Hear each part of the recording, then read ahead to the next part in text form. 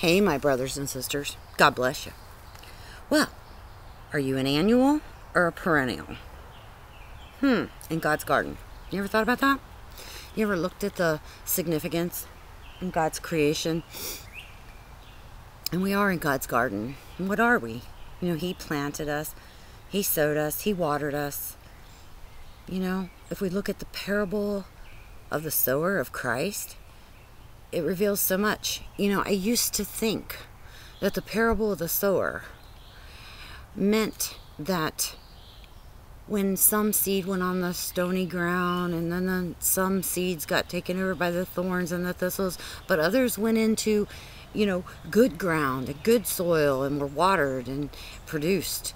I used to think that was separate kinds of people, but it's not. It's about what we can absorb in the Word and the truth of Jesus Christ.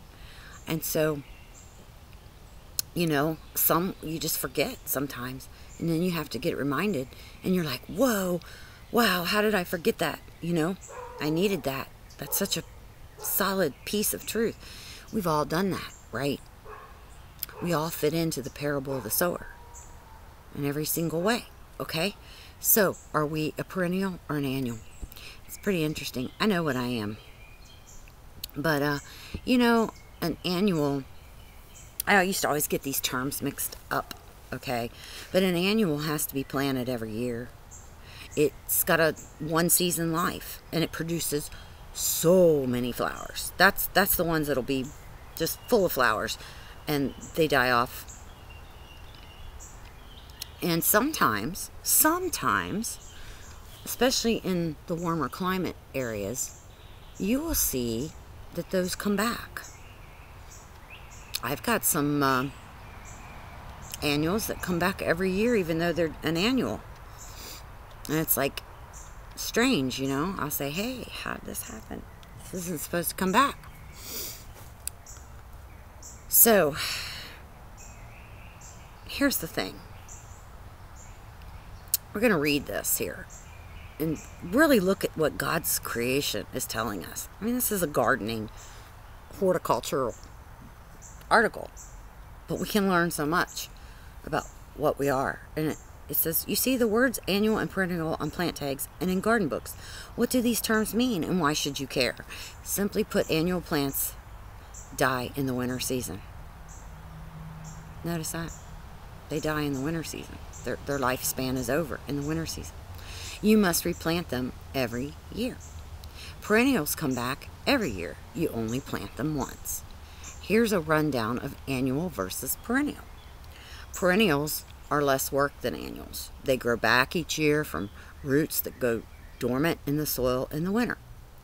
Annuals only grow for one season. New plants come from the seeds. So why would anyone plant annuals instead of perennials?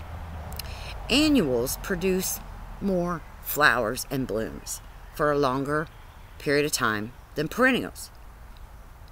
Annuals bloom from spring till the first frost.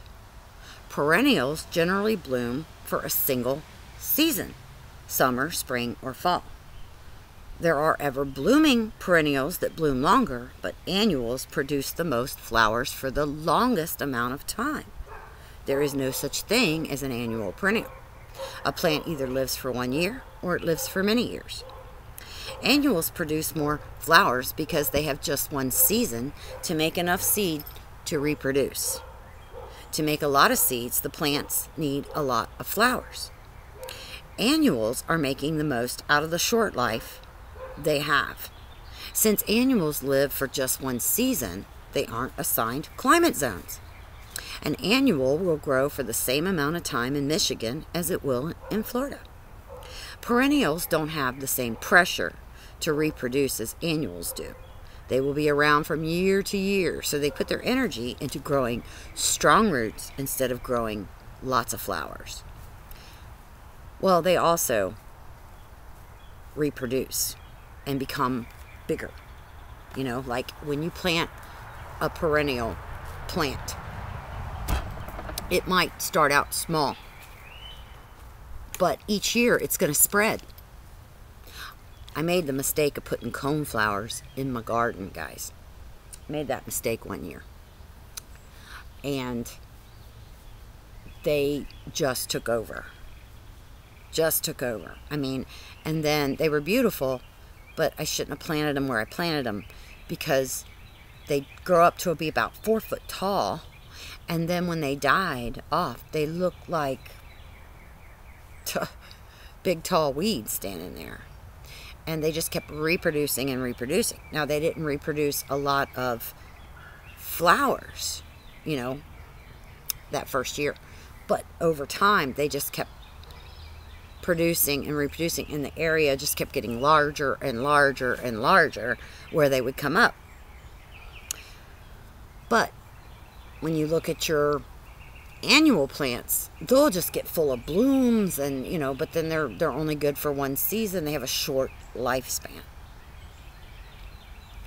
Now, I'm not talking about just the years of your life. I'm talking about your spiritual walk, if you think about it, okay? So, it says, perennials don't have the same pressure to reproduce all those flowers. They're more grounded. They're growing a strong root system, and out of that root system comes up many more plants. Okay? But they are not as, they don't have as many blooms. But they do have blooms. They can be beautiful flowers. Okay? It says some of the most popular perennials are cone flowers, blanket flowers, clematis, veronica, Russian sage, yarrow, peonies, coreopsis. Popular annuals include zinnias, cosmos, sunflowers, petunias, bachelors, buttons, and marigolds. Should you pick annuals or perennials when planting your garden? Well, if you want a showy and colorful plants for a single season, choose annuals. Annuals also let you change the color palette in your garden every year. If you want permanence and as little maintenance as possible, choose perennials. You'll have a less colorful garden that will be the same year after year. For a garden that has the best of both worlds, plant a mix of annual and perennial plants. You'll have flowers everywhere and a backbone of plants that provide structure and reliability. I just saw God in that so much. I don't even know what drove me to go there, but that's where I went this morning, and I could just see God's hand in his garden. So, you know, some of us are perennials and some of us are annuals. And it's up to God what we are. It's just our faith, what we're doing with that faith. And it's okay to be either or in God's garden. Well, I love you all. God bless you. I hope this little short message struck a chord in your heart. Maybe you can understand why we're here, when we're here, at this very time, and what we're called to do. Because he has a calling for each of us, a purpose and a calling. And the devil doesn't like it. And he'll put his weeds to try to choke out the flowers. But God's the gardener. If we just let him tend the garden, right? And trust him. He removes the tares.